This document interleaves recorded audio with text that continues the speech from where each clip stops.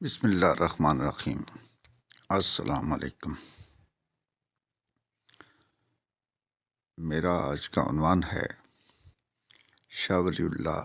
دہلوی کا کارنامہ۔ برادران اسلام،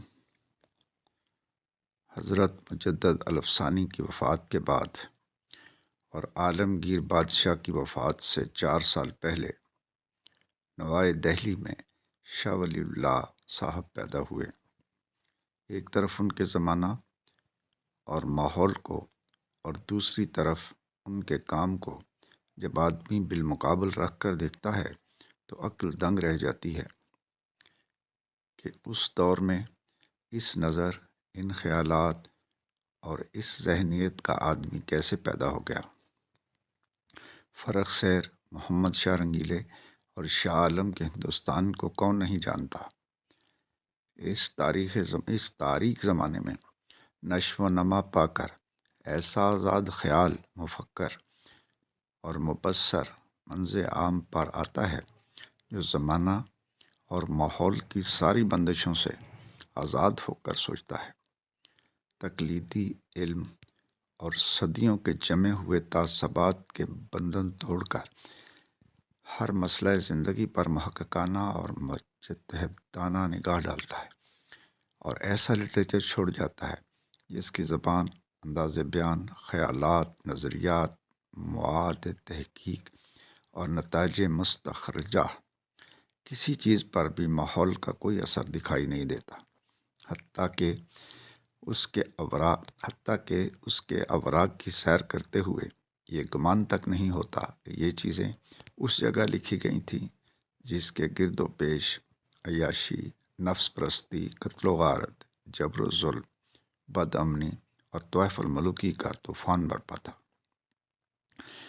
شاہ صاحب تاریخ انسانی کے ان لیڈروں میں سے ہیں جو خیالات کے الجھے ہوئے جنگل کو صاف کر کے فکر و نظر کی ایک صاف سیدھی شاہراہ بناتے ہیں اور ذہن کی دنیا میں حالات موجودہ کے خلاف ایسی بے چینی اور تعمیر نو کا ایسا دل آویز نقشہ پیدا کرتے چلے جاتے ہیں جس کی وجہ سے ناگزیر طور پر تخریب فاسدہ اور تعمیر صالحہ کے لیے ایک تحریک اٹھتی ہے۔ شاذ و نادر ہی ایسا ہوتا ہے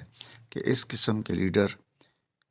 اپنے خیالات کے مطابق خود کوئی تحریک اٹھاتے ہوں اور بگڑی ہوئی دنیا کو توڑ پھوڑ کر اپنے ہاتھوں سے نئی دنیا بنانے کے لیے میدان میں نکل آتے ہوں۔ تاریخ میں اس کی مثالیں بہت ہی کم ملتی ہیں۔ اس طرز کے لیڈروں کا اصلی کارنامہ یہی ہوتا ہے کہ وہ تنقید سے صدا برس کی جمی ہوئی غلط فہمیوں کا غبار چھانٹ دیتے ہیں، اذہان میں نئی روشنی پیدا کرتے ہیں، زندگی کے بگڑے ہوئے مگر پختہ بنے ہوئے سانچے کو عالم ذہنی میں توڑتے ہیں اور اس کے ملبے سے اصلی پائیدار حقیقتوں کو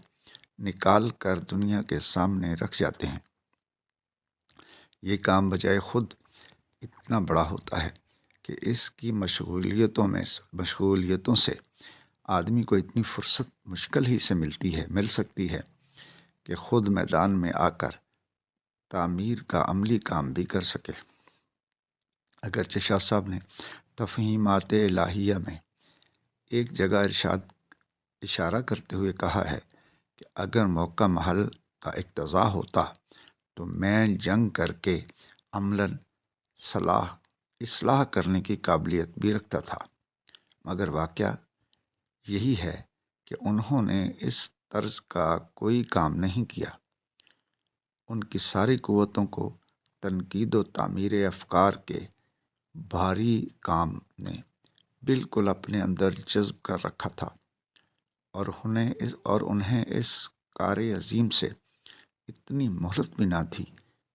کہ اپنے قریب ترین ماحول کی طرح ہی توجہ کر سکتے۔